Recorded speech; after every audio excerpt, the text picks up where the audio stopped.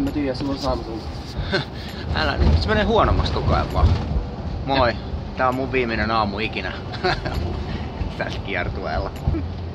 Huomenna on UMK-pressipäivä, mutta nyt mennään Suomen suurlähetystöön ja sitten tullaan pois sieltä Suomen suurlähetystöstä ja mennään tekee soundcheckia ja sitten soittaa keikka ja sitten me menen lentokoneeseen. Minusta on tänään tullut myös Finnair Silver-tason jäsen. Eli rahaa tulee ovista ja ikkunoista. Eikö sä tuhlat vaan enemmän rahaa, kun sä lentää paljon? Nimenomaan. Väriä hiuksia. Villasukan väri pois päästä. Tän jälkeen sitten noin kuteet. Noniin, jes. Siinä oli valkoinen teepaita ja musta nahkatakki. Mut se on varmaan tollanen, mä ymmärsin, että halutaan, että toi sun tatska. Joo, sitä on isonnettu sitä kaulaukkoa, Noniin. että se voi olla, että se onnistuu nyt se näkyminen. Kun se jäi muuten niin kuin ihan täysin pimentoon. Minä päivänä sä nyt lähit sitten? Huomenna. Noniin. Huomenna 8 aamulla lähtee lentoon. Varmaan aika kiva. Joo, ja siis se tuntuu nyt niin kuin, että pääsee niin kuin lomalle sinne töihin, kun sitten siellä ei niin kuin voi hoitaa mitään asioita, mitä täällä niin kuin voisi fyysisesti hoitaa, koska ei ole täällä. Hiukset on laitettu, koemeikki on laitettu. Kohta lähtee käymään dieselin se uuden malliston julkistamistilaisuus. Joku tämmönen. Tultiin Kanavarantaa kattoo vähän dieselin mallistoja. Tää on aika hienoja nahkatakkeja. Sitten on mun ehdoton lemppari, vaaleanharmaa nahkatakki. Siinä. Yes. Are you listening? Damn. Jos sä menet Jouni Laurinkaan, niin sanot, että meillä on siis piikki, UMK-piikki. Joo. Niin Lauri voisi jo sanoa sitten, että Lauri ostaa lounaan siihen piikkiin. Joo. Hei Laura, kerron. Joo. Tässä on niin käyppä ihan niinku pituusmallina. Joo. Jees. Kiitoksia. Ole hyvä.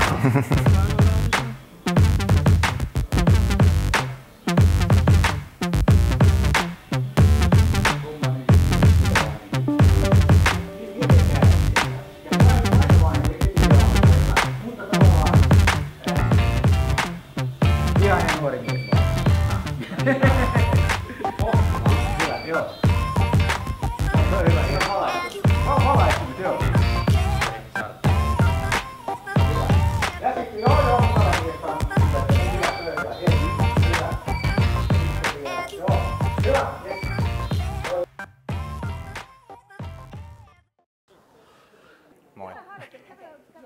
Ei yhtään luonnollista taas. No nyt se alkaa. Kohta alkaa harjoitukset. Tänään on pressipäivä ja mitä mun pitäisi sanoa? Kohta alkaa pressitilaisuus ja kaikki tämän vuoden 10 UMK-kilpailijaa julkistetaan ja tätä mun matkaa voi seurata tuottajat tileiltä somessa. Joo, mä tuun tänne ja sit mä kysyn muutaman kysymyksiä. Yritän olla silleen, että jengi näkee meidät, mutta mä kysyn näin. Ja sit mä sanon kiitos paljon Lauri ja sit yleisö hurraa ja sit sä kävelet tuolta. Joo. Yes. Kiitos Lauri! Kiitos. Juhuu! Näetkö kaikki niinku rivin vai päälle? Joo, silleen niin kuin, ja sitten niin toista riviä pitää lähteä tekemään täältä.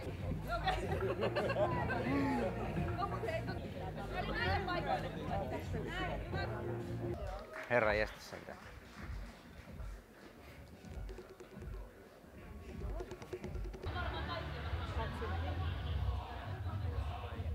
Mahtavaa, kiitos. Kiitos. Nyt on aika kääntää uusi lehti UMK:n historiassa. 1 iso show. 10 kilpailijaa, vain 1 voittaja.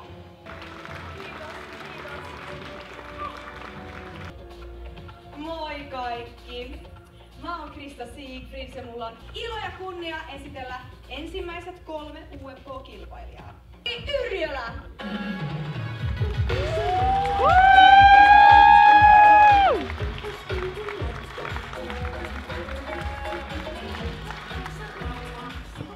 No hello Lauri! Hei, sä oot suomeksi. Miksi tämä kielivalinta?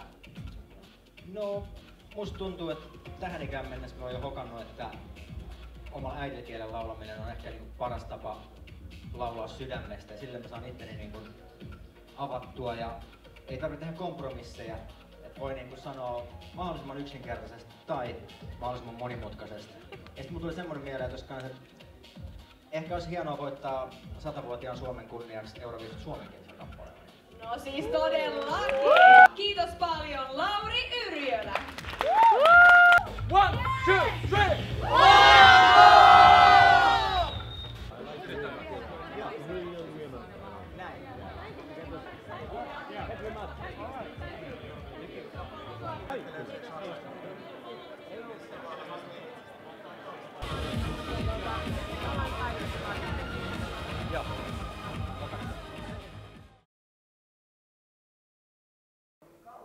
Täällä me testaan ääniä, kun Lauri on muualla yhden naisen tuotantoyhtiö. Onko ollut kivaa? Tosi. Video, missä mässätään karkkia. Mä näytän, sä oot herännyt tänään. 10:07. Se on moi. Tässä on. Musiikkivideon tarina liittyy vahvasti siihen kappaleen tekstiin. Siinä on nyt semmonen gold digger nuori nainen, joka tulee ravintolaan tai baariin, jossa meikäläinen on tarjoilijana.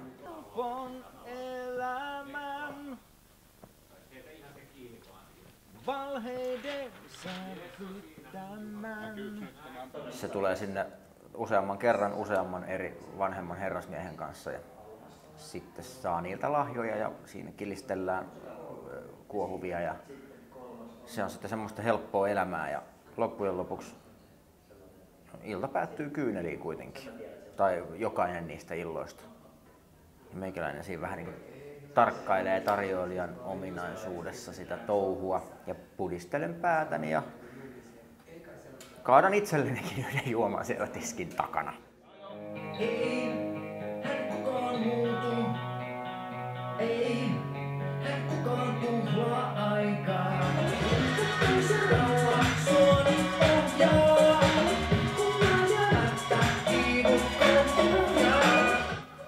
Kyllä tuossa kameran edessä oleminen tuntuu aluksi vähän sellaiselta, että jotenkin rupeaa spennaamaan. Että semmoinen luonnollinen oleminen katoaa vähäksi aikaa, mutta kyllä siihen alkaa tottumaan, niin kuin tähänkin näihin haastatteluihin.